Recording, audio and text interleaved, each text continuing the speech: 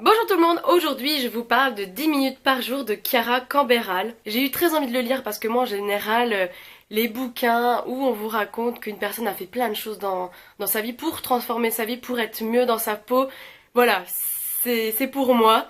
Et donc voilà, on va suivre l'auteur, donc Chiara, qui un jour est chez sa psy, voilà, elle raconte que sa vie ça va pas, que ça part en vrille, elle a été licenciée de son boulot, son mari l'a quittée.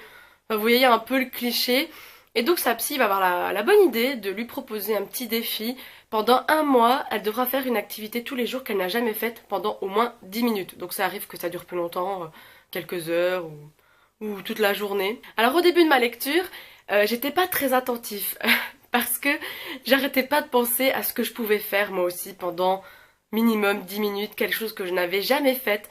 Donc j'ai commencé à taper une petite liste, on verra bien si un jour je le fais ou pas. Et puis au fil de ma lecture, je me suis bien rendu compte que l'histoire me plaisait pas tant que ça. Je suis pas très réceptif aux personnages qui sont assez fermés. On dirait qu'elle se balade dans sa vie comme si elle avait des œillères. Elle ne voit pas tout ce qu'il y a autour. Clairement, elle habite près de Rome, dans une belle petite ville. Elle a jamais été traîner, faire des boutiques en bas de sa rue. Elle a jamais été à Ikea, hein.